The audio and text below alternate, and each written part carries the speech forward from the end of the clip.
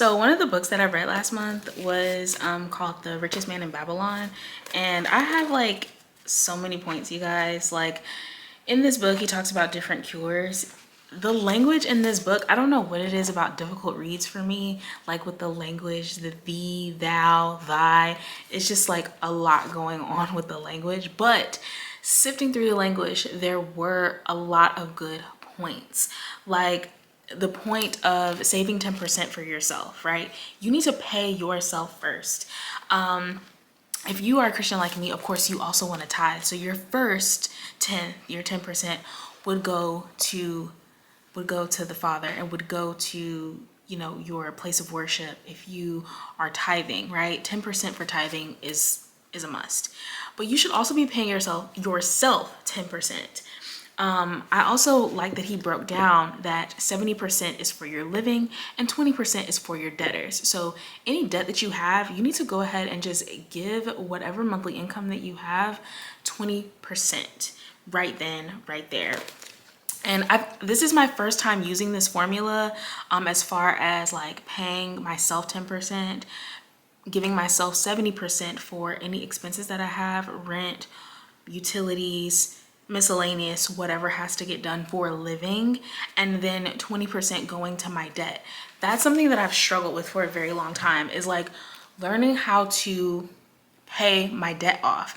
And using 20% of that is not necessarily missed if you are making sure that you're taking that 20% and you are paying off your debt. The 10% that you make for yourself, if you put it into a savings account or a place where you know that it'll be, or you can use it for emergency use or whatever, what have you, that's always good to have as well. So I really enjoyed this book. Some of the points that I have, let's see, I have a lot. As you see, I do tabs in my books, but let's see. In chapter 22, the camel trader of Babylon, the hungrier one becomes, the clearer one's mind works. Also, the more sensitive one becomes to the odors of food. I think this is a really good point because I've heard a few sayings kind of something like this. Like my grandfather would always tell me, when you don't have a job, you have a job. Because if you are not consistently waiting and waiting on your pay to come in, whether it's weekly or bi-weekly, if you're not waiting on that check and you don't have that check to fall on and you're not depending on it, you have a job. You have a job. You're gonna be hungry. That was the point of me actually starting content creation. First off, because it's something that I love, but also because I know that I would like to maximize my income. I think that anyone who would like to break down their pay, what they already have incoming from their current position, but also trying to make more money and pay off debts, you should really use the 70-10-20 rule. I don't know if that's what it would be called from The Richest Man in Babylon, but that's how I see it, is you're taking 70% to use for living, you're taking 10% to pay yourself, and you're taking the other 20% of all of that you make in 1 month and you're paying off your debts. Your debts need to be paid. And I think when you alleviate that debt that you need to pay with 20%, you're making it much better for yourself. I think that you'll see your credit go up. You'll be able to actually alleviate some of that burden that you feel from trying to run away from your debtors and the people that you owe. So, The Richest Man in Babylon. I also read The Power of Positive Thinking. Expect the best and get it. This is from chapter 7. It says, I merely learned the magic of believing. I discovered that if you expect the worst, you will get the worst. And if you expect the best, you will get the best. What I loved about this book is that it shared a lot of scripture. it had scripture to back up the claims of thinking positively and renewing your mind. I'm pretty sure that Romans chapter 12 verse 2 was in here, which says that you should renew your mind, that there's power in that. Do not be conformed to the patterns of the world, but renew your mind. And when he talks about positive thinking in this book, he is saying, like, if you continue to import negative thought process into your head, then of course your life is going to be filled with negativity. So again, a little awkward language because it is an older book, but I definitely would suggest reading this as well. The Power of Positive Thinking. The Power of Now. It's taking me a minute to get through this. I've shared this book on TikTok. I've shared this book on my podcast. I definitely think it would be a good read for new thought, spirituality. It makes you recognize the self-awareness that you have over your mind and your being and your body. So he talks about the pain body, which again, with the language, it's still kind of difficult for me to sift through. So this one was taking me a minute to dissect, and I think that it's worth the read though if you are into new thought and spirituality and if you would like to be present in your life. A daily read of mine is The Daily Laws by Robert Greene. This book is a day-to-day read. It's kind of like a devotional. Of course, we're in February right now, so I like this book because it's basic, it's a short read. You can pick it up in the morning, you can pick it up in the evening when you come from work. It just gives you new thought on how to be and also what you are willing enough to learn. One of the highlighted days that I have is on February 1st. The daily law is learning how to learn is the most important skill to acquire. I have that on a sticky note in my room on the mirror. So again, learning how to learn is the most important skill to acquire, because what you learn and how you learn it is going to get you very far. When you can apply what you've learned, use it in your daily life, and being willing enough to sift through a lot of information, you're willing enough to learn better and it'll help you acquire a greater skill. So Daily Laws, Robert Greene, really good. One of my other current reads is Demon Copperhead by Barbara Kingsolver. This book right here, I never actually said her last name, so it took me a minute to like say that, but Barbara Kingsolver. This book is so good. I'm only on like chapter 17, to be exact. I'm on chapter 17. Yeah. How do I feel about this book? This has been one of my first fiction pickups for this year of 2025. It is a relatively sad story so far. I'm loving the journey, or following the journey of Damon is the main character's name. So far I'm in a space where I'm just like, why did this have to happen to him?